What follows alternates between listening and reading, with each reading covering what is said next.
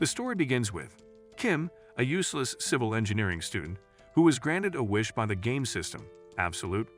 He became a character in the novel he had read the night before. He was congratulated by the system and Kim wondered why, knowing he was basically a walking bag of garbage. Moments later, his pea-brain realized that he had been ice-cayed. He looked around, confused, and wondered why he was lying face down on the road like some drunk hippie. As he stood up, his whole body froze, and he realized his jaw was out of place. The game system mocked his pathetic state, and Kim was pissed. He began to wonder who he had become. Just then, a voice called out his name. It was Xavier, the protagonist of the novel. Kim remembered that Xavier was a renowned swordsman who started out as an unknown knight for the country lord Baron Frontera. He quickly realized that he was now the eldest son, the hooligan Lloyd. Xavier overheard his muttering and agreed that he was a hooligan. They soon arrived at the manor, and Xavier explained how Kim got into his current state. Apparently, Lloyd got drunk, trashed the local pub, and passed out on the street on his way back to the manor. Xavier had been sent to retrieve him, knowing full well he'd end up frozen on the cold floor. Kim couldn't help but wish that the floor was heated like a cozy ondel. Xavier was about to leave, but Kim stopped him, suddenly asking if the family was in debt. Xavier stared at him, wondering what nonsense Lloyd was spouting this time. Kim recalling the story from the novel he had finished in his sad, lonely boarding house. Lloyd's parents had fallen for a scam by an evil conman, lost all their wealth, and ultimately took their own lives. Lloyd had then spiraled into a life of begging and drinking until he went out completely. Kim couldn't help but question why Absolute had granted him this particular wish and wondered what the point of being an aristocrat was if he was still broke. Later that afternoon, Lloyd's stunning mother, Marbella, asked him to go back to the pub and apologize, and to her shock, he agreed without protest. Both Marbella and Xavier were stunned by his sudden compliance. Kim couldn't help but think Lloyd was a devil incarnate. A while later, Kim and Xavier headed to the pub, and on his way, the villagers acted like they were seeing Thanos passing by. The system notified him that the villagers hated him, something he was aware of. He asked Xavier why he was escorting him, and Xavier replied that he wanted to save the villagers from his worthless self. Kim knew he had to change things if he didn't want to starve once he inevitably became a beggar. Suddenly, he thought that he could settle the debt and live his life like a prince. Kim hoped he had some Visoyum cheat to help with this. Unfortunately, all he saw was trash. Xavier suspected Lloyd was lying about his intentions to apologize, but Kim reassured him he was serious. Xavier wondered if Lloyd was having a Freaky Friday. At the pub owner was shocked when Kim offered a surprisingly polite apology. He quickly added a rude touch to the apology for balance, but still the pub owner didn't seem too happy. Once they left the pub, Kim complained to Xavier, baffled by the pub owner's reaction. Xavier explained that an apology wouldn't exactly cover the cost of the damage Kim had caused. Realizing he was in debt with no way to compensate the pub owner, Kim felt like his noble life was already crashing down. Then, as they walked, Kim had a sudden epiphany. On dull floors, the pub was freezing, and Kim knew from his civil engineering studies how to fix that. If he could introduce this heating method to the village, it could sell like crazy, helping him make a fortune to pay off his debts. Feeling more hopeful, he thought about his experience building houses and working construction jobs, confident he could pull this off. This was his golden ticket to becoming the Jeff Bezos of their world. He told Xavier they were heading back to the pub to get his first order, but then the system popped up, making him realize he had 0 relationship points, RP. Kim wondered if RP was similar to XP. He figured that to level up his RP, he needed to improve his relationships with key characters. However, his relationship with Xavier was off to a rocky start, given that Xavier had a negative impression of him. Trying to raise Xavier's opinion, Kim awkwardly complimented his looks, but it backfired, leaving an even worse impression. They headed to the pub, and Kim drafted a contract promising to compensate the pub owner by building a new, improved building. The pub owner, understandably suspicious, hesitated to sign. Kim reverted to his old Lloyd persona and used intimidation to seal the deal. Despite the shady method, Kim was relieved to have secured his first contract. Later, Xavier questioned his intentions, puzzled by his intimidation tactics. Kim, thinking Xavier was being naive, explained that it was cognitive distortion. Kim felt smug for using this reasoning, but Xavier was bewildered by how Lloyd suddenly sounded more like a wise philosopher than a low-budget thug. Kim made a promise to make the pub owner and his mother smile again, though he only wanted to use them to line his pockets. He then began the laborious process of rebuilding the pub, from digging the foundation to constructing the house. It was grueling work, especially with Lloyd's out-of-shape body, but after a week, he finally finished the basic structure. Xavier, watching Kim's progress, was surprised. He had assumed a stone was more useful than Olyad. Exhausted, Kim prepared to split the timber for the final steps, but Xavier, sensing Kim's struggle, offered to help. His expert swordsmanship left Kim's jaw on the floor. Seeing as Xavier took the bait, he got Xavier to keep helping, essentially turning him into his slave. Xavier was irritated, but agreed when Kim explained that the faster they finished, the quicker Xavier could see the final product. They worked together, and after some time, the job was complete. Kim placed his logo on the building and invited Xavier to check out the owner's reaction. When the pub owner and his mother saw the newly constructed, warm Ondol pub, they were stunned. They couldn't believe how warm and comfortable it was. Kim knew they'd be impressed, as Ondol heating was completely foreign to them. The pub owner thanked Kim profusely, and Xavier was equally shocked. He couldn't believe that Lloyd, of all people, had caused this happiness. Xavier's opinion of Kim improved a little, but Kim couldn't resist using that opportunity to act like an annoying brat towards him. The system notified Kim that his relationship points with Xavier had increased. Despite the cost of the project, Kim didn't care since the pub was now his model for future promotion. A few days later, Kim began showcasing the newly renovated pub to the villagers, pitching them on the benefits of Ondol heating. The villagers were skeptical, not trusting Lloyd. Kim reverted to his Olyad's persona, trying to intimidate them into signing the contracts. Just as the villagers were on the verge of either signing or running away, Arcus, Lloyd's father, arrived on the scene. He was concerned about what Kim was up to. Kim realized how low his impression with his dad was. At the manor, Kim was having lunch with Arcus and feeling anxious about whether he'd be allowed to continue his construction work. Baron Frontera, suspicious of Kim's activities, asked what he had been up to. Kim quickly answered that he was taking orders to build heated rooms for the villagers. However, the Baron pressed further, asking if Kim had made any agreements with the estate. He made it clear that lying wouldn't be tolerated. Kim thought about how, no matter what he did, Lloyd's bad reputation seemed to follow him like a dark cloud. When Arcus mentioned the family's financial troubles, telling Kim not to worry about it, Kim was struck by the familiarity of the words. In his previous life, his father had once said the same thing. Feeling a pang of regret, Kim told Arcus not to give up, something he wished he had said to his father back then. On his way out of the dining hall, Kim was calculating the number of contracts he had secured when he noticed two suspicious gentlemen who passed him without even acknowledging his presence. Realizing they were loan sharks, Kim watched as they entered Arcus's office and began to pressure him to pay his debts. They suggested that Arcus sell off valuables from the mansion to settle his dues. Peeking through the door, Kim saw an opportunity to earn more RP by stepping in. Earlier, Kim had been frustrated by his lack of skills and demanded answers from the system. After some banter, the system finally provided a scan of his skills and gave him upgrade options. One upgrade allowed him to take precise measurements just by looking at objects, and another helped him draw accurate plans. While these upgrades made his construction work more efficient, Kim realized he needed more manpower, not just Xavier's help. The system teased him by suggesting he could summon a fantasy species, but Kim didn't have enough RP yet. That's when he decided to focus on racking up more RP. As the loan sharks threatened to sell the Baron's wife and maid to recover the debt, Kim boldly interrupted them. They wondered who he was, and when they found out he was Olyad, the village idiot, they didn't take him seriously. Kim, however, used his knowledge of the law to demand that they show a permit to be on the premises, accusing them of a crime.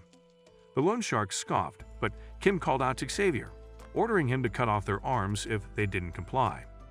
The loan sharks panicked, threatening to take Kim to court. Kim, feeling smug, encouraged them to go ahead, confident he wouldn't be found guilty. The loan sharks quickly fled, but the Baron, who had witnessed the confrontation, worried that this would only cause more problems. To alleviate the Baron's concerns, Kim handed him the down payment he had received from his construction contracts. Arcus, surprised, asked if Kim had been extorting the villagers. Xavier vouched for Kim, promising to keep an eye on him, and the Baron was shocked with the trust Xavier had developed in Kim. As they left the manor, Xavier asked how Kim had known the law so well, considering Lloyd was usually an airhead. Kim recalled how, in the original story, after Lloyd's parents passed away, the same loan sharks had wanted to desecrate their graves. In that version of the story, Savior had beheaded the loan sharks and was declared not guilty in court thanks to the same legal technicality. Kim had simply used that knowledge to his advantage. Now eagerly awaiting his RP reward for improving his relationship with the Baron, Kim felt a surge of excitement. He was getting closer to finally summoning the fantasy species he had wanted. Late at night, Kim stuck out to the fields like a grave robber. He prepared to summon his fantasy species. A glowing magic circle appeared, but as soon as he saw how small it was, his excitement turned to disappointment. From the tiny circle emerged a hamster. Kim stared in disbelief. The hamster squeaked something in gibberish, and somehow, Kim with the same brainwave as the hamster understood every word. The hamster threw up a sack of seeds at Kim's feet, along with some instructions. The hamster would increase in size with the red seed and decrease in size with the green seed. The price of the seeds was only 1 RP, so Kim skeptically asked how much it could grow. The hamster told him to test it out himself. Once fed, the hamster immediately grew to 10 meters tall, towering over Kim. The giant hamster then showed off its impressive digging, hardening, and lifting skills. Kim couldn't help but grin. His problem of not having heavy machinery was officially solved. The next morning, Kim faced a new challenge. He couldn't just show up at the estate with a 10-meter hamster out of nowhere. He thought that he could claim to be a genius summoner. Pleased with his own lame excuse, he decided to tackle his large-scale construction issues using his new oversized companion. Later that morning, Kim called out to a group of soldiers, hoping to enlist their help. Unfortunately, the soldiers were clearly uninterested in whatever he had to say. They stood there, staring blankly at him like a piece of block. Kim couldn't figure out why they hadn't been dismissed yet, given how indebted the estate was. Kim gave them a motivational speech before proudly announcing that he had been up all night digging soil. In reality, of course, it was his hamster who had done all the work. He commanded them to move the soil to the construction site, promising it would help revive the estate. The soldiers remained unimpressed. Just then, the commander of the troops, Neumann, approached. Neumann wasn't buying any of it and asked Kim what he was doing. But Kim had been expecting his arrival. Kim recalled from the novel that the estate had 3 knights, Neumann, Baron, and Savior. While Baron and Savior had remained loyal until the very end, Neumann had betrayed the estate. Kim sneered at Neumann, wondering how someone like him had managed to become a senior knight. He decided to act arrogant, knowing it would provoke the commander. Neumann was immediately annoyed by Kim's ugly smirk, but Kim pushed it further by taunting him and even throwing sand at him. Neumann's eyes darkened with fury. Kim, feeling a rush of excitement, challenged Neumann to a duel, fully knowing it would stir the pot even more. Neumann accepted, vowing to make Kim regret it. At the manor, as Kim prepared for the duel, Savior approached him with a concerned look. He asked if Kim had a chance against Neumann, genuinely worried. Kim wondered how he would ask such a stupid question, knowing he got a snowball's chance in hell. Xavier, frustrated, almost drew his sword to slash that smirk off his ugly face but stopped himself, wondering if Kim had reverted to his old self. He then recalled how Kim had earlier asked the Baron to assign Baron as a substitute supervisor for the construction battalion. It seemed like Kim was planning something, but Xavier couldn't figure out why he would enter a duel with no chance of victory. Out of nowhere, Kim asked Xavier to teach him how to use a sword. Xavier hesitated, knowing he would risk the life of others teaching an arrogant fool like Kim. Kim made an unexpected offer. He claimed he could help Xavier with his insomnia if Xavier would agree to teach him swordsmanship. Xavier was stunned, wondering how Kim knew of his insomnia. But Kim, having read the novel, knew everything. Xavier hadn't reached the swordmaster level because his superhuman nerves were too sharp, keeping him awake at night. Skeptical but intrigued, Xavier agreed, expecting Kim's attempt to fail. He shared a story of a previous failed cure attempt. However, to his surprise, after listening to Kim recite boring passages from a reinforced concrete major book, Xavier slept like a log. Kim mused, glad that all of Xavier's sword skills would soon be his. The next morning, a refreshed Xavier was ready to train Kim. He instructed him to run 50 laps, fully expecting Kim to complain or give up. But to his surprise, Kim did the laps without a word of protest. As Kim ran, he taunted Xavier, teasing him about expecting him to fail. Xavier, feeling guilty, realized that Kim had a point and had doubted him from the start. Meanwhile, Kim got a prompt of a level up from his being ugly skill. He was exhausted, but from memories of his previous life struggles, working construction, loading trucks to survive, and having no family to turn to kept him going. He knew this was nothing compared to that. Seeing Kim's determination, Savior finally decided to take him seriously and teach him. The system rewarded Kim with more RP for improving his relationship with Savior. Later that night, back at the manor, the Baron was deep in thought, wondering why Kim would challenge Neumann to a duel. As he discussed the situation with Neumann, he admitted he had hoped Kim had changed, but he remained skeptical. He couldn't stop the duel, so he made a simple request for Neumann to take it easy on Kim. Neumann, hiding his true intentions, accepted Arcus's request with a sly smile before leaving. In truth, Neumann couldn't wait to beat Kim to a pulp. He relished the idea of finally ending Kim, and if Arcus or his wife tried to interfere, he had no qualms about removing them too. A month passed, and the day of the duel arrived. The battlefield was set, and villagers gathered to watch. Neumann asked Kim if he was prepared, and Kim assured him he was going to win. As Kim stood at the center of the battlefield, holding an iron shovel, everyone watching was puzzled. The villagers whispered among themselves, wondering if he was seriously going to fight Neumann with such a ridiculous tool. Most assumed he was making a joke out of the whole duel. But Savior knew better. Kim had specifically requested an iron shovel and had been dedicated to his training for the past month, all while teaching the village engineers about duel. Despite his bizarre choice of weapon, there was a method to his madness. The duel began, and Kim, holding the shovel like a brainless fool, took up a strange and seemingly incompetent stance. Neumann, ready to finish this quickly, charged at Kim with his sword, but to everyone's shock, Kim managed to parry the strike. The crowd gasped, and Savior's eyes widened, wondering where he learned that. It was basic training, something most Korean men learned during their mandatory military service. Kim had requested the shovel not just for its absurdity, but because it was versatile. He could use it as a shield, as a weapon to cut through force, and even as a platform to hop on in ridiculous ways that threw Neumann off. Savior, watching the duel unfold, found himself wavering between admiration and doubt. As Neumann charged again, this time with more force, Kim smoothly countered by using one of Savior's own sword techniques. Neumann faltered for a moment, wondering where Kim had gotten such strength. Kim smirked. He had unlocked a new skill through the RP he gained by improving his relationships with Savior and his parents. It was a lame skill which made him become one with the shovel, making his bizarre weapon feel like an extension of his own body. But Neumann had enough of the games. His expression darkened as he tapped into his mana heart, powering himself up for a serious attack. Everyone, including Savior and Kim's parents, knew this would be tough to block. Neumann's attacks were now lethal.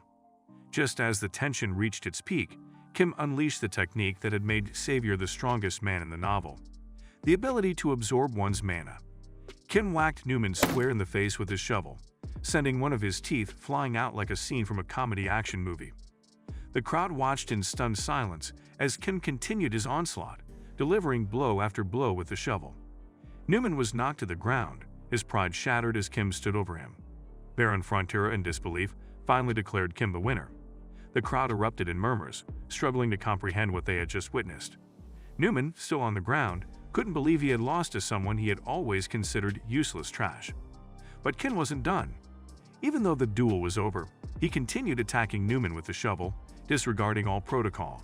This time, Baron Frontier's face twisted in anger as he yelled for Kim to stop. As Kim continued his relentless assault on Neumann, the soldiers nearby rushed in to pull him away. Baron, observing from the sidelines, wondered if he had gone mad. But Savior, who had been watching closely, noticed something odd. Kim's attacks, while aggressive, lacked true killing intent. It made him wonder if Kim had anticipated this entire situation and was acting according to a plan. A while back, Kim had approached Savior, asking to learn the Asrahan mind technique. Savior wondered if Kim was Professor X to know his secret method. The Asrahan technique allowed one to absorb mana from their surroundings, blending it seamlessly with their own. Savior demanded to know where Kim had heard of it. Kim, who was a bad liar, claimed that Savior had mentioned it while sleep-talking. Savior was skeptical, but let it slide. Savior told Kim the technique was incomplete. Savior had never fully mastered it, which is why he couldn't teach it. But Kim offered a solution. He explained that the reason Savior's mana heart kept bouncing back the absorbed mana was due to a lack of separation and concentration. if he could split his focus into two distinct parts, one for absorbing mana and one for controlling it. They would harmonize and stabilize. Savior, though suspicious, tried it, and to his surprise it worked. He managed to complete the technique, forming 3 mana circles around his mana heart. Kim, of course, gained RP for helping Savior, though all Kim really cared about was mastering the mana absorption for himself. Because of this, Savior had known all along that Kim stood a chance against Neumann, even if no one else believed it. With Kim finally restrained, Baron Frontura commanded him to stop the madness. But instead of backing down, Kim pulled out Neumann's secret letters. He revealed them in front of everyone, exposing Neumann's treacherous correspondence with Thords, the con man responsible for their financial ruin. The crowd gasped. Neumann, still recovering from the beating, looked up in shock, wondering how Kim had found the letters he had carefully hidden in the manor walls. Kim, of course, already knew where they were. Thanks to his insider knowledge from the novel, he had sent Ppodong to retrieve the hidden stash. Baron Frontura was stunned, unable to process the betrayal. But Kim knew that the Baron wouldn't act decisively, so he offered a suggestion. Neumann should either face public humiliation by having a rat dropped on his head and then be banished, or he should be demoted and given a chance to atone for his sins. Baron Frontura and Bairn considered the options carefully. Neumann, defeated and with no other choice, grudgingly accepted the punishment, believing he could still find a way to exact his revenge later. He smirked, convinced that he would one day get back at Kim. But Kim wasn't about to show mercy. Knowing Neumann's dangerous nature, he decided to end things once and for all. With a grin, Kim brought out his hamster, feeding it a red seed. Kim tossed Ppodong high into the air, aiming it directly at Neumann. Before anyone could react, the hamster landed on Neumann, crushing him under its massive weight. Everyone stood in shock. Neumann's smirk was wiped off his face permanently, and Baron Frontura could only watch in disbelief. The once dangerous knight's story had come to an unexpected and humiliating end, courtesy of Kim's oversized hamster. A few days later, Ppodong was digging a path around the estate, carving out a well-planned route. Savior watched in puzzlement and asked what Kim was planning. Kim proudly explained that he wanted to create a road system like the ones they had in ancient Rome, the Appian Way. Kim knew it'll improve trade and increase the estate's popularity. He was delighted that the engineering unit, inspired by his plans, had become more industrious. Savior, however, was growing increasingly suspicious of Kim's knowledge, eyeing Kim with doubt. Savior knew Kim's reputation well, and it didn't align with someone who understood advanced construction techniques. Sensing danger, Kim quickly shifted into his usual strategy, being a pathological liar. He claimed that he'd simply read about it in various books while Savior wasn't watching. Savior didn't buy it, knowing he spent more time drowning in booze than studying. Kim held firm, his face an innocent mask of denial. Savior then asked how he could summon a giant hamster when it took years of training to become a summoner. Kim asked Savior how he managed to master his techniques so quickly. Savior, caught off guard by the reversal, fell silent. He had no answer to that, and Kim seized the opportunity to escape the conversation entirely. Kim then turned his attention to Bairn, instructing him to oversee the ongoing construction plans while he was away. Kim planned to leave with Savior on a new mission to meet an old friend. Meanwhile, in a remote and small town, Thords, the notorious con artist, was drowning in misery after losing a significant amount of money gambling. His guard was about to abandon him since Thords was broke. Despite his dire situation, Thords was determined to keep his guard by his side, promising to find a way to pay him, even if it meant conning more people. Thords knew he was in hot water, with various people hunting him down for his scams. Just then, the door to his room burst open and Kim barged in. Thords, confused, asked who Kim was, but when Kim introduced himself, Thords immediately sensed danger and tried to make a break for it. Unfortunately for him, Kim had already anticipated this. Savior was waiting outside, blocking Thords' escape route. As Thords tried to flee, his bodyguard, realizing he had no other option, prepared to engage in battle. The guard had a powerful ability, gravity magic. Kim recalled from the novel that Savior had struggled against this very man. But this time, it was different. The bodyguard launched his gravity attack, but Savior, now far more skilled than he had been in the novel, shrugged it off as though it were nothing more than wet noodles. The bodyguard, recognizing the vast difference in strength, chickened out of the fight.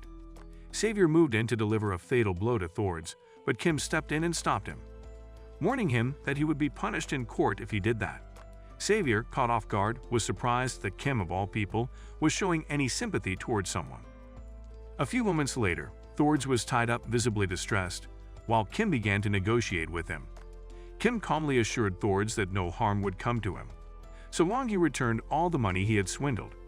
Desperate, Thords agreed to repay the funds in exchange for forgiveness, but Kim added a condition. He presented Thords with a contract to sign. However, Kim told him he would work for him, but 80% of his future salary would be taken as repayment, a condition that would last for 520 years. Xavier watched the exchange, knowing full well that Kim had no intention of actually forgiving Thords. Ending him would be a financial loss, and Kim had no qualms about squeezing every last bit of profit from him. Thords, realizing the impossible terms, tried to protest, but Kim coldly reminded him that court was still an option. Knowing he had no choice, Thords reluctantly signed the contract.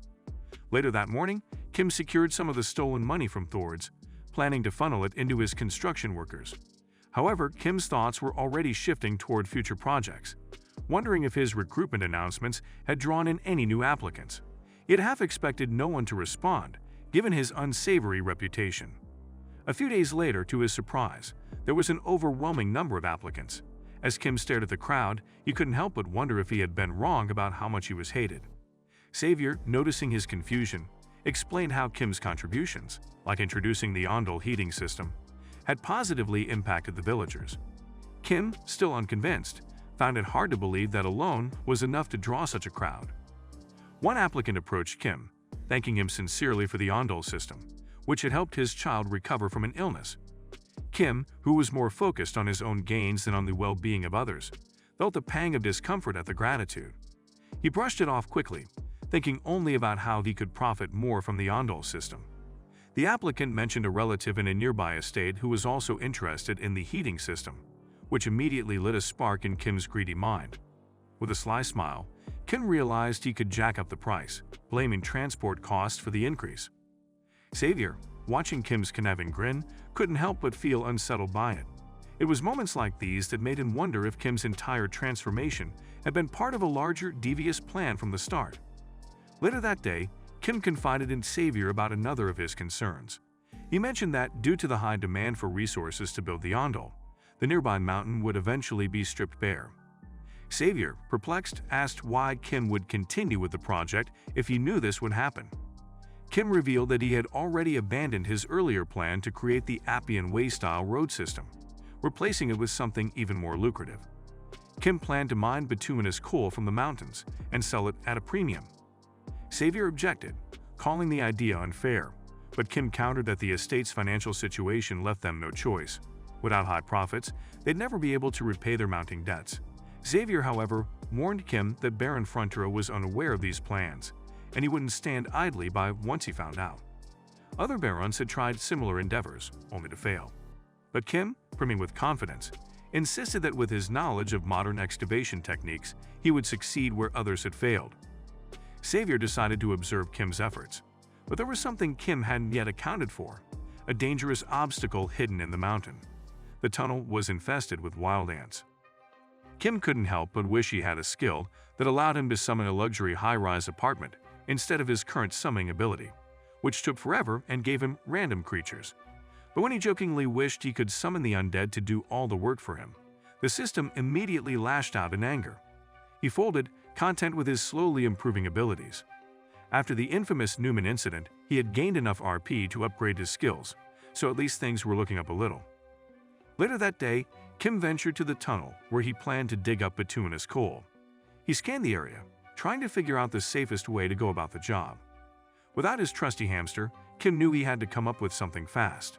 After some thought, he used his accumulated RP to summon another fantasy creature, hoping for something useful. To his surprise, a snake appeared. He couldn't help but think how useless it looked. But remembering how Ppodong had turned out to be more helpful than expected, Kim gave the snake a chance, naming it Bell. Weeks passed, and Bell proved its worth. The snake ate through the dirt around the shield equipment, pooped out steel, which Xavier sliced up to build supports for the tunnel. Xavier, on the other hand, was less thrilled, wondering how he went from being a knight to cutting down snake's poop. They pressed onwards. However, the deeper they went, the more Kim started feeling lightheaded. Luckily, the connected pipes helped keep the air flowing, But even so, Xavier was worried. He suggested that Kim rest, but Kim refused. Kim didn't want to slack off like the useless managers back in his world, claiming to oversee the whole operation. Scanning further ahead, Kim finally spotted the bituminous coal they had been looking for. The workers were excited and morale was high. Just as they thought everything was going smoothly, the tunnel began to shake. His X-ray vision revealed an opening that hadn't been there. Before he could process what was happening, a monster ant emerged, attacking them. They managed to take down the first ant, but Kim's relief was short-lived as an entire colony of them swarmed in. The workers ran for their lives, leaving Xavier to face the onslaught alone. Kim knew Xavier wouldn't last long in the oxygen-deprived tunnel, so he racked his brain for a solution. Before he could even come up with one, Xavier slapped him across the face. He told Kim it wasn't the time to panic. Kim, flustered and angry, told him he wasn't panicking. Suddenly, an idea popped into Kim's head. He told Xavier they should go deeper into the tunnel. Xavier stared at him like he'd lost his mind. But with no other options and the ants closing in, Xavier reluctantly followed Kim's seemingly absurd plan. News of the giant ant colony's attack quickly reached Baron Frontera, who, upon hearing that Kim was involved, decided to head out to the tunnel. Meanwhile, deep inside the tunnel, Xavier and Kim continued pressing on, with Xavier doing the bulk of the fighting. Kim was oddly relieved that the ants weren't heading outside. However, he knew Xavier wouldn't be able to last much longer. Desperate for a plan, Kim recalled that coal deposits often contain methane gas produced by methanogens. If he could find the gas layer, he can blow the ants to smithereens. He frantically searched the area, and after what felt like an eternity, he found it. Without wasting time, he began digging into the methane-rich layer, while Xavier stood guard against the ants. They kept at it, until the queen ant finally appeared screeching, thinking she was Adele. Kim, wide-eyed, turned to Xavier, asking if he could handle the queen ant. Xavier, though exhausted, told him he couldn't, but he had no choice but to fight. Mustering the last of his strength, Xavier activated his mana heart and engaged the queen ant in a fierce battle. Kim knew he had to hurry, knowing that if Xavier fell, he was done for. He kept digging as fast as he could, trying to finish the job. Soon after, he finally shouted to Xavier that it was time to make their exit. Xavier, barely holding on, disengaged from the queen ant and followed Kim through the narrow passageway. When they reached a safe distance, Kim hurled the fire torch into the methane-filled tunnel. In an instant, the entire tunnel erupted in a massive explosion, engulfing the queen and the rest of the ant colony in flames. Kim and Xavier barely made it out alive. Outside, Arcus heard the explosion and wanted to rush in to save Kim, but Bayern held him back. As the dust settled, Kim finally got up.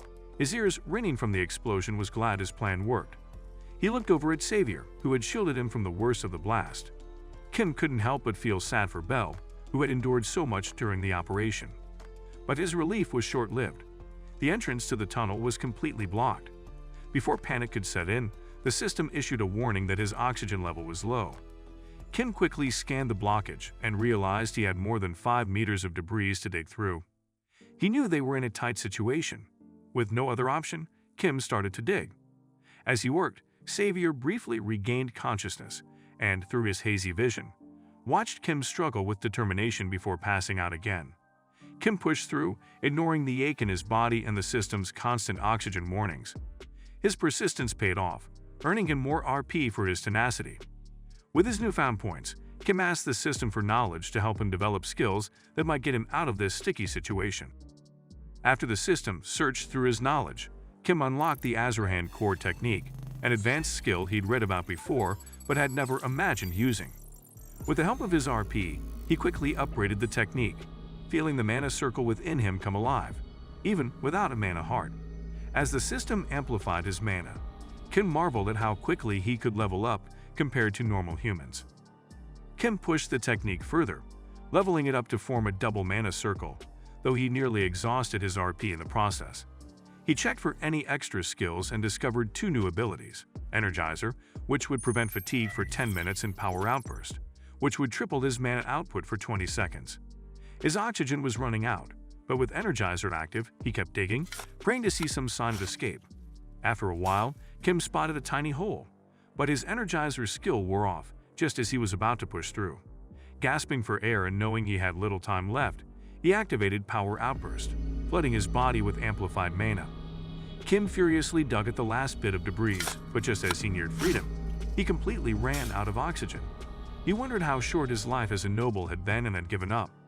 Just then, the sound of crumbling rocks filled the tunnel, and Kim spotted Ppodong, his trusty hamster, coming to his rescue. Ppodong burrowed through the debris, opening up enough space for Kim to take in fresh air. Renewed, Kim pushed through the last bit of rubble, finally breaking free. Meanwhile, Baron Frontura and his men were deep inside the tunnel. Baron, who was catching cold feet, suggested they head back, but the Baron refused. The Baron wasn't going back till he found Kim. Moments later, Kim stumbled out of the tunnel, carrying the unconscious savior. The system awarded Kim a new skill, Power Mode, which would allow him to tap into traces of the Asrahan core technique when he was exhausted. Arcus ran toward Kim as he collapsed into his arms, utterly drained but victorious. The next morning, rumors spread like wildfire throughout the manor and the surrounding village. People spoke of Kim's noble deeds, how he prioritized the evacuation of the workers during the monster ant attack, how he saved Xavier, and how he single-handedly eradicated the ant colony. When Kim finally woke up in the manor, he was greeted by an unexpected sight. His RP had skyrocketed due to his heroic actions. As he stared at the massive amount of points he'd earned, a wicked smirk crept across his face. In the tunnel, Kim and Xavier arrived as the workers diligently reinforced the walls and continued mining for coal. The atmosphere had shifted significantly since the monster ant incident. Before, the workers barely acknowledged Kim, but now they treated him with admiration and respect. This made Kim uncomfortable, feeling like their gaze would eat him up. 2 weeks had passed since the incident, and operations were running smoothly. Despite the newfound progress, Kim kept his focus on safety, meticulously inspecting the mine to avoid any further surprises. Xavier questioned why Kim took on dangerous tasks himself instead of delegating them. Kim smirked and replied that if he handled the risky stuff, he could charge the clients more. It was all about making bank for Kim. His words were practical, but his attitude was a mix of genuine concern and self-interest. At one point, they came to a dead end in the tunnel, but Kim had a gut feeling there was something more. Kim insisted, and after some digging, they uncovered a hidden chamber. Inside were several animals and a strange creature that had been captured by the ants. Xavier immediately moved to end the creature, but then Kim stopped him, curious what the hideous-looking creature was. Xavier explained that it was an orc, but it was paralyzed from the ant's venom. Kim's eyes lit up, seeing the potential in the situation. Later, back at the manor, the orc, whose name was Hirochi, expressed his gratitude to Kim for saving his life, though Kim found the orc's way of speaking amusingly cringe. Hirochi explained that he was the son of the orc tribe king and owed Kim a debt. Kim, always opportunistic, immediately saw this as a chance to gain an advantage. Kim asked for 120 orcs from him. Hirochi, however, declined. He explained that only orc warriors could give orders to them. Hirochi explained that orc warriors had to prove their strength by bringing back the head of a monster ant when they reached adulthood. Kim, sensing an opportunity, began to playfully manipulate Hiroshi, congratulating him on supposedly having completed his rite of passage by defeating the ants together. Hiroshi, confused but influenced by Kim's confidence, eventually believed him. Kim repeated that they had fought the queen ant together until Hiroshi agreed. With that, Hiroshi promised to gather the 120 orcs Kim needed. A week later, Kim, Xavier, and Hiroshi arrived at the orc tribe's village, seeking to finalize the deal. However, things didn't go as planned. The orc king outright rejected Kim's offer, explaining that the orcs needed to hunt and consume fresh meat daily for their workout routine. Without constant hunting, their muscles would weaken, and their tribe's power would collapse. Kim was stunned that they hunt for meat every day. The orc king nodded, adding that their physical power depended on it. Kim thought for a moment and then asked the king that if he could find a solution that would solve all their problems, would they accept his offer? The orc king was intrigued and told him if he could solve this, then they would consider his offer. With a potential solution in sight, Kim smirked to himself like a maniac already scheming. Back when Hirochi was first reunited with his father, the orc king, their greeting was nothing short of theatrical. They charged at each other like long-lost lovers, and when they embraced, the sheer force of their hug caused a shockwave that rippled throughout the room. Kim couldn't help but marvel at their strength, knowing what it meant if he got 120 workers like those two. He knew their work would finish 100 times faster. Hirochi proudly displayed the head of the Ant Queen as proof of his victory, and the orcs celebrated. flexing their muscles and using valuable treasures as makeshift workout equipment. Kim told Xavier this was exactly why he had secured a contract with the Orc King, for the manpower and to get their treasures. Xavier, somewhat puzzled by Kim's foresight, asked about the next step. Kim explained his plan to build a stone-cold storage to preserve meat, something the Orc tribe desperately needed to reduce their constant hunting. Xavier, curious, asked how Kim knew such things. Kim brushed it off with a vague excuse as usual. He explained that the wizards in the manor used ice magic to preserve food, but they would do it the old-fashioned way, without magic. Kim said they needed granite for the cold storage structure, but Xavier knew that getting granite was no simple task. Kim knew they required something like dynamite to break apart the rocks. However, Kim had a different plan in mind, which was to use Xavier to play the role of the dynamite. Kim recalled an event from the novel where Xavier, using his swordsmanship, had developed a powerful move during an intense rescue. Back then, Xavier had been unable to break through a magic barrier that was draining the mana from trapped refugees. Desperate, Xavier had used a new technique where one of his mana circles protected his heart, and the remaining mana circles collided to create a powerful explosion. This technique eventually became part of the legendary Asrahan mind technique. When Kim suggested this to Xavier, Xavier was suspicious. Kim gave another weak excuse, dodging the question when he was asked how he knew about it. Still, Xavier agreed to give it a try, since it could help him refine his skills. To Kim's shock, Xavier succeeded on his first attempt. The resulting blast shattered the granite, and while Xavier stood victorious, his clothes had been blown off, leaving him looking comically disheveled. Xavier asked Kim if he knew that would happen, but Kim denied. Kim earned some more RP for the successful use of the technique, but Xavier was less impressed. He wondered why he was using his skills for construction, rather than for his night duties, and Kim playfully teased him for it. With the granite problem solved, the construction of the cold storage went faster than expected. The workers carried the graphite blocks Xavier had split. The orcs, seeing the workers struggle, joined in, treating the task as part of their workout. Kim knew that at this pace, the cold storage would be finished in no time. However, Kim had other concerns. He asked Xavier about the workers who had been sent out to get insulation material. Seeing as they had been gone for 3 weeks, Kim knew something was wrong. Kim began to worry that the workers might have been in an accident. Determined to find out, Kim wanted to lead the search, but Xavier cautioned him. He told Kim it was dangerous, so he would go alone. Kim then reminded him he was in charge and was responsible for the safety of his workers, so he was going. Reluctantly, Xavier agreed, and they set off to investigate. A short while later, they found one of the custom gloves Kim had made for the workers. Xavier then informed him that there were unusual mana activities coming from the direction of the canyon. Kim's face paled as he remembered a similar incident from the novel. Kim told Xavier they needed to hurry if not all the workers were goners. Xavier was taken aback by Kim's sudden urgency, but the two pressed on, racing toward the unknown danger. As Kim and Xavier made their way toward the canyon, they approached Ruffalin's dungeon, a crucial location from the novel. This was the hideout of Ruffalin, a dark mage who had been experimenting with forbidden magic. In the book, Xavier had targeted this dungeon early on, and Kim, despite being a stomach, was furious that someone had dared to mess with his property and workers. Upon entering the dungeon, Xavier triggered a trap almost immediately. Kim barely managed to save him in time and couldn't resist mocking him. He pointed out that in the novel, Xavier had been caught in the trap, entering with his injured body. However, Kim had no intention of letting that happen this time. He reminded Xavier about the technique he had used to sense mana fluctuations.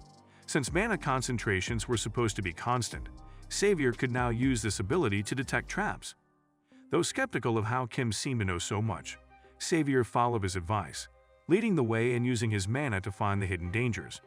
Even though he couldn't sense anything special coming from Kim, he pushed aside his doubts, focusing on rescuing the kidnapped workers. Meanwhile, deep within the dungeon, Ruffalin had detected his trap being activated. He realized that someone had come to rescue the troops he had captured. Confident that his experiment was nearing success, Ruffalin prepared for the final stage, placing one of Kim's workers on a magic circle. He brandished the Bryn Reaper's scythe, ready to slay the worker and complete his dark ritual. Just as Ruffalin raised the scythe, Kim stormed in, arrogant and full of bravado. He caught Ruffalin off guard. Ruffalin was shocked they had bypassed his hundreds of traps and immediately activated his next trap, trapping Kim and Savior in a wall of magic. With a smirk, Ruffalin cast a sleeping spell, thinking this would put an end to their interference.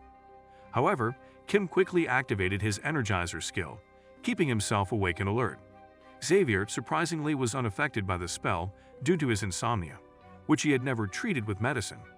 As Kim frantically began digging a way out, Xavier couldn't help but note how much Kim resembled a mole with his desperate movements. Kim ordered Xavier to use his blast skill to break through the magic trap, and with a powerful burst, they were free.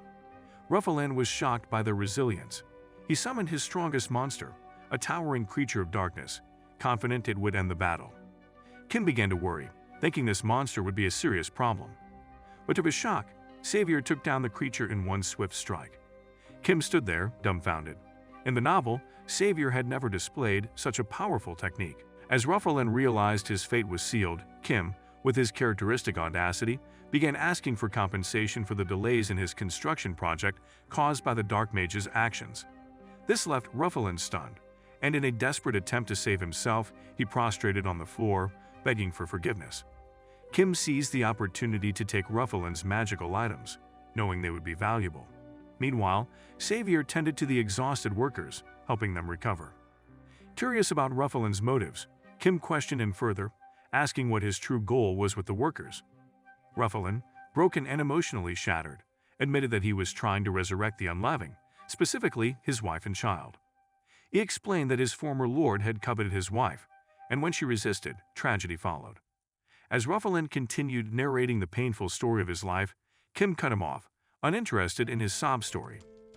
Kim, with his cold pragmatism, asked Ruffalin what he thought would happen once he resurrected his wife and son, whether he expected some kind of joyous reunion after sacrificing hundreds of innocent lives. Kim berated him for being so callous, questioning how Ruffalin could ignore the families and happiness of the people he had sacrificed just for his own selfish desires. In Kim's eyes, Ruffalin was not a tragic figure, but a murderer who deserves no sympathy.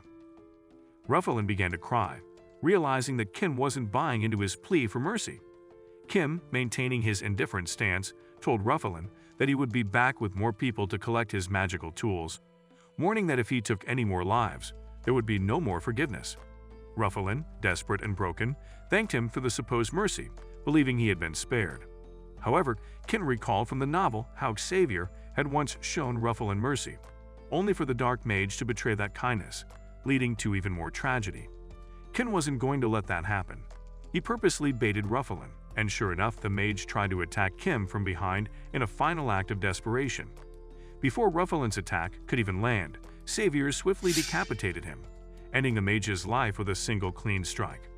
The sight of Ruffalin's severed head falling to the ground triggered a deep memory in Kim, reminding him of his previous life. In his past, he had tried to avoid conflict and violence, always hoping that peace and understanding would prevail. But instead, his passivity had branded him as an easy target. He had endured insults and attacks until one day, someone insulted his mother. That was the breaking point for Kim, and he lashed out, punching the man so hard that he knocked him senseless. Even as he was being held back, Kim remembered thinking that violence might have been the only answer all along. The next day, when Kim encountered the same person, he was left alone. The fear of Kim's retaliation etched into their mind. This made Kim wonder if stopping violence truly ended anything, or if it only allowed the cycle to continue. In his past life, vicious criminals had often been given light punishments, escaping justice. In contrast, Kim had come to believe that villains should receive the punishment they deserve, with no second chances. Mercy, in the wrong hands, could be a dangerous thing. On their journey to the orc tribe, Kim noticed one of the workers was struggling under the weight of his backpack. Without hesitation, Kim ordered the worker to hand over his backpack, despite the worker's reluctance. Kim made it clear that if the worker collapsed, he would end up having to carry both the man and his backpack, which would be even more burdensome. Reluctantly, the worker handed over his load, and Kim also took the backpacks of a few others who were visibly fatigued. The workers, disturbed by the sight of a noble performing such labor, hesitated, but Kim threatened to cut their bonuses if they didn't stop whining. This unconventional behavior made the workers respect Kim even more, seeing him as a leader who wasn't afraid to get his hands dirty. Meanwhile, Xavier watched in confusion, unsure whether it was Kim's actions or his words that had such an effect on the workers. He could see that the men trusted Kim deeply and were moved by his leadership. Even though Kim's motivation was purely monetary, the system showed him how the soldiers were emotionally affected by his actions. But Kim didn't care about all that and just wanted money. When they finally arrived at the orc tribe, the construction of the stone cold storage was completed. But Hirochi pointed out that it wouldn't solve their meat preservation problem without ice. Kim confidently claimed they could just create ice, but Hirochi was skeptical and began to suspect Kim of being a scammer. Realizing it wasn't right to doubt his savior, Hirochi offered to help and left the matter in Kim's hands.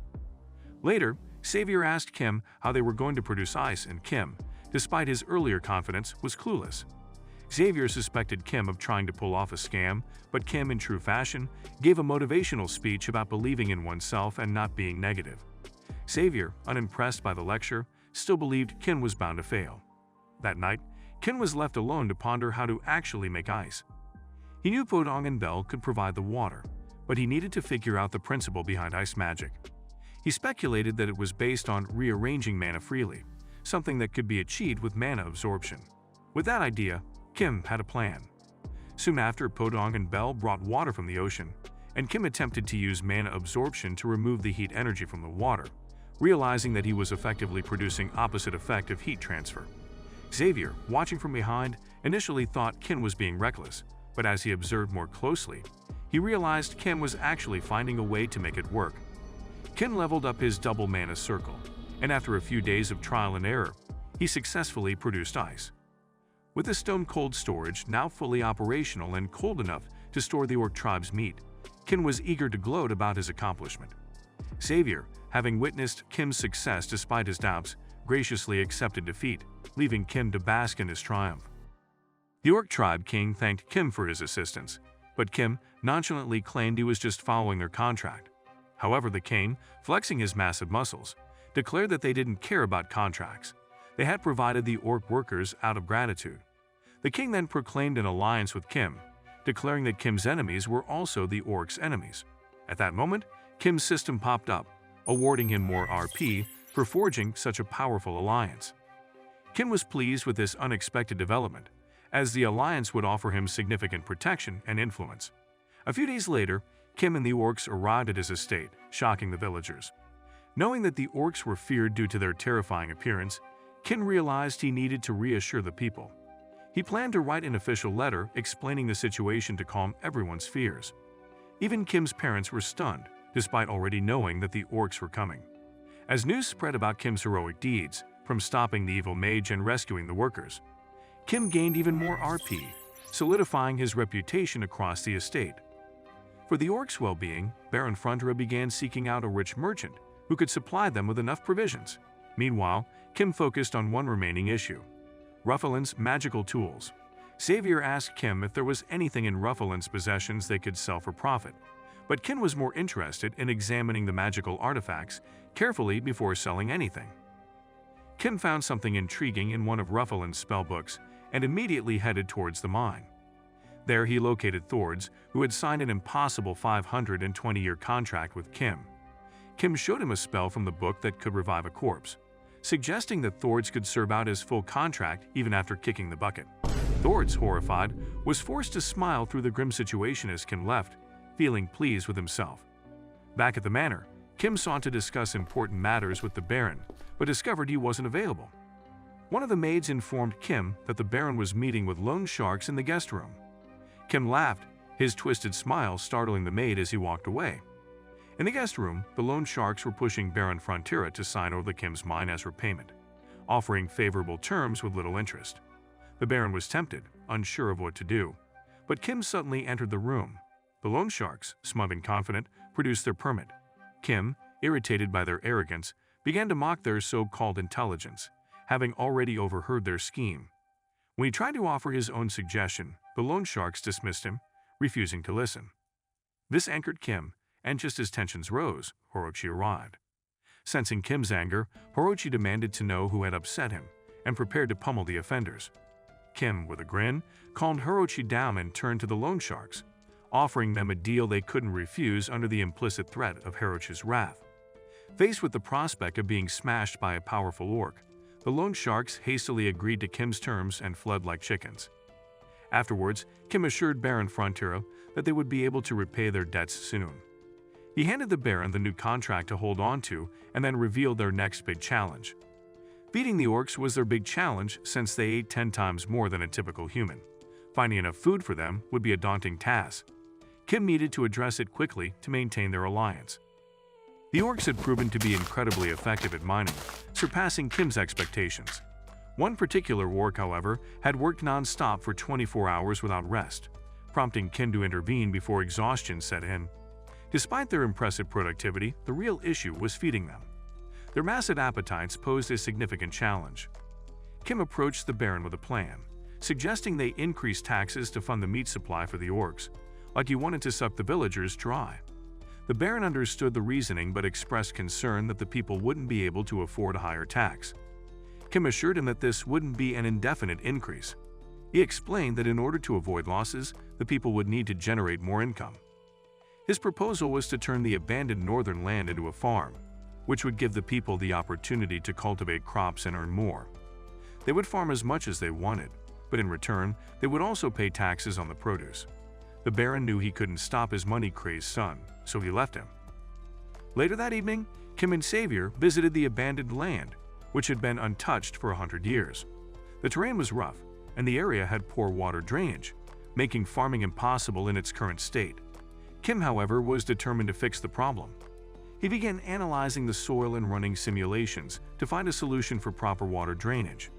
Each failure pushed him to adjust his approach, and he kept working tirelessly for days without eating or sleeping properly. Xavier, noticing Kim's struggle, asked the Baron if he should intervene. The Baron chose not to interfere, recognizing Kim's dedication to creating a better future for the people. He didn't realize Kim did it for money, since he wanted to be as rich as Elon Musk. Kim's determination paid off. After several days, he finally completed the drainage system, allowing water to flow properly across the land. With this achievement, he had successfully transformed the land into usable farmland, giving them a valid reason to raise taxes to fund the orcs' meat supply. Kim felt a surge of satisfaction, not only from the project but from the RP he earned through the Baron's admiration. Exhausted but content, Kim reflected that this was nothing compared to the sleepless nights and long hours he had endured in his previous life. As he basked in his success, the system suddenly popped up with an option to simulate the land's future growth using the data Kim had collected. Testing it out, Kim was frustrated that the system had never mentioned this feature and made him suffer for days. The system explained it was tied to his wish. Kim had always wanted a stable life, to graduate, obtain a license, and work in a secure company without worrying about money.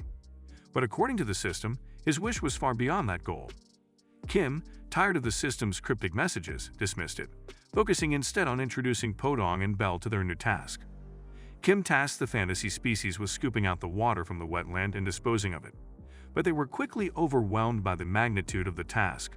Frustrated, Kim decided to invest his RP in summoning a fantasy species that could handle the job. His wish was answered, but instead of a capable water scooper, he was met with Hippo, a creature that promptly whacked his ugly face. While Ppodong and Bell celebrated Hippo's arrival, Kim was more interested in what Hippo could actually do. The creature's abilities were underwhelming. It revealed that it wouldn't grow bigger even if fed seeds, which left Kim feeling like he had wasted his RP. When Kim decided to draw another fantasy species, he was frustrated to discover that he was limited to summoning only one per day. Upset at the wasted opportunity, Ppodong and Bell were visibly displeased with Kim. Kim, realizing he had overworked them, tried to explain how much their task had grown and how Hippo was too small and useless to handle the workload effectively. Ppodong and Bell began protesting like some hired worker requesting for higher pay, which startled Kim. In an attempt to pacify them, he asked Hippo what its special ability was. Hippo revealed that it could absorb moisture and hold up to 4 times the volume of its stomach. Kim was relieved and surprised at how conveniently useful Hippo's ability was, musing that he might just be unusually lucky in getting the fantasy species he needed. Hippo demonstrated its moisture absorption skill, growing in size after consuming a significant amount of water. Kim was thrilled that they could drain the wetland quickly now.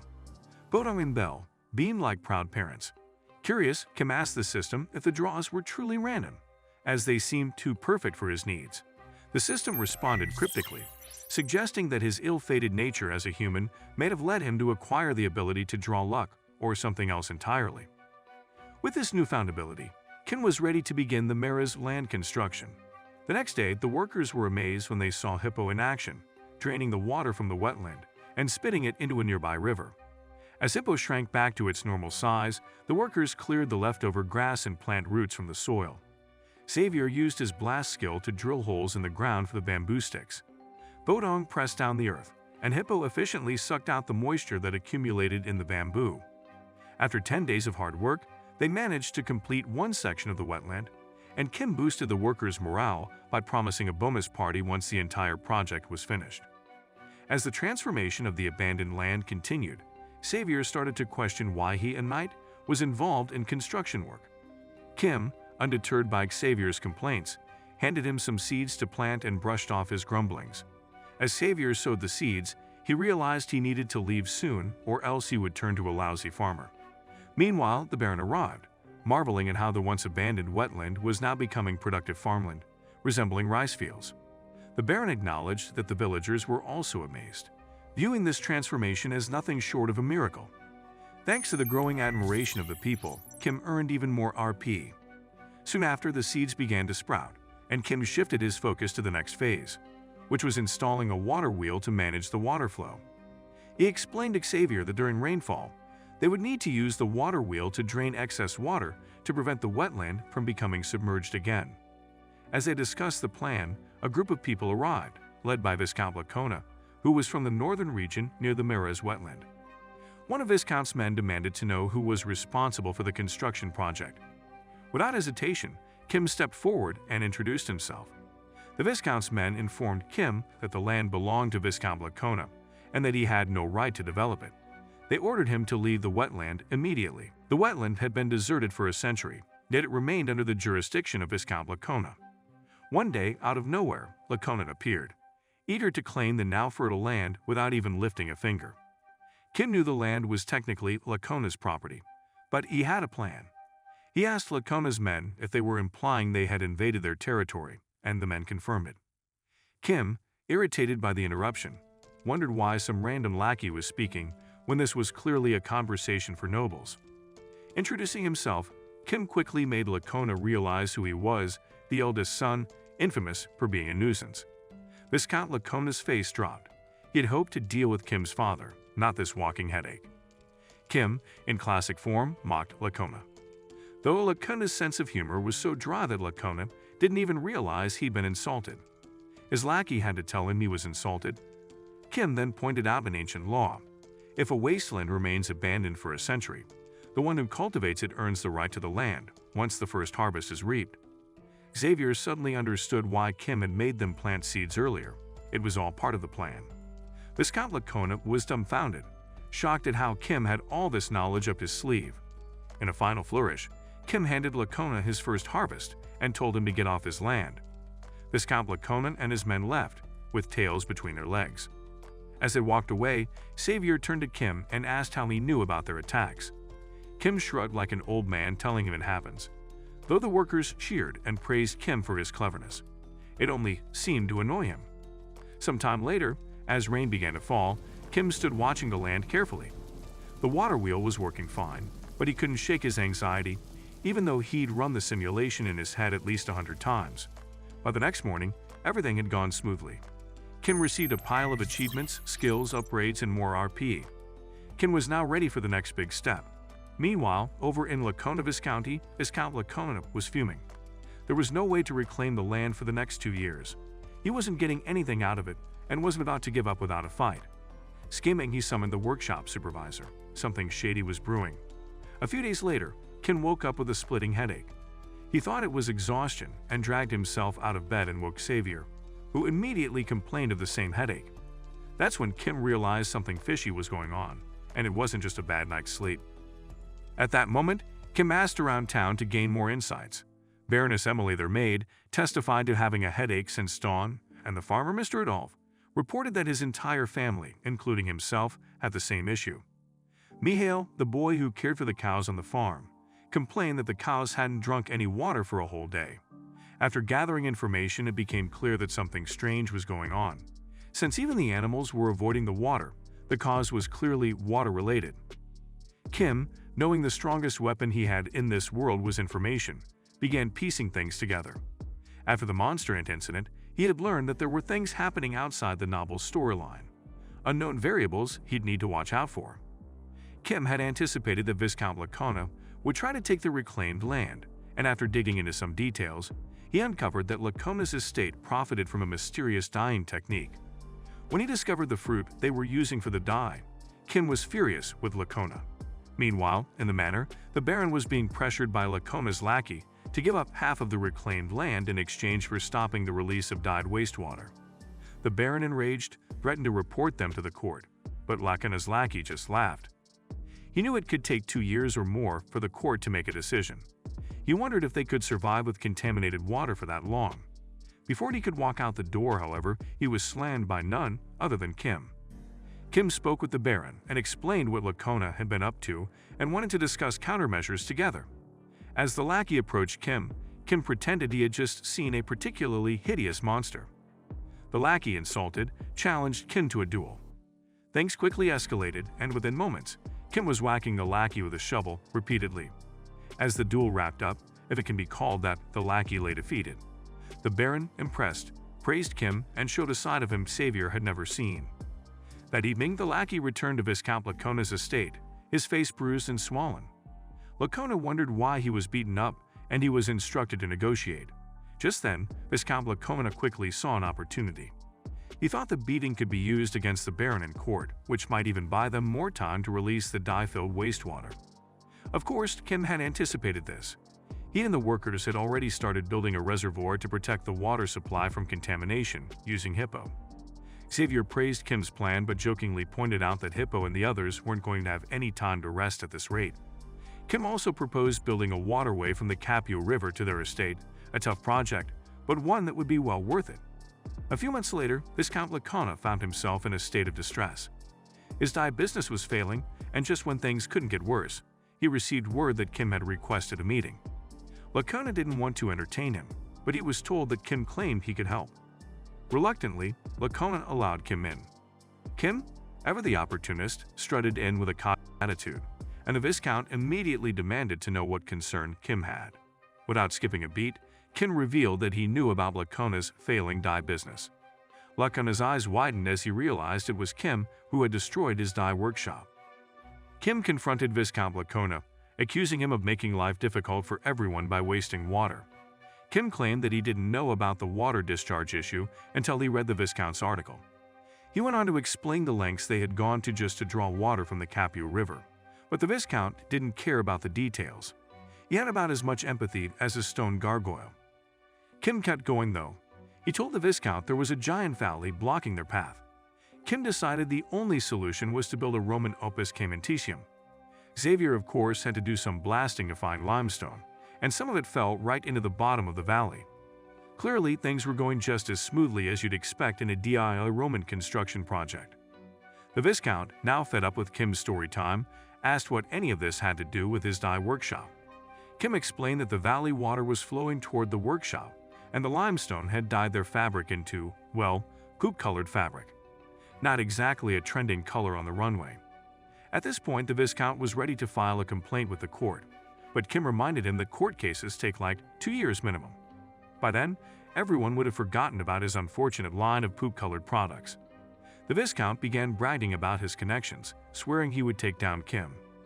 Xavier couldn't understand why Kim had provoked the Viscount, knowing full well that this could drag on forever. After all, the Viscount had the law on his side and looked like a sure winner in court. But Kim told Xavier to relax, knowing he was playing forward chess and the Viscount was playing checkers.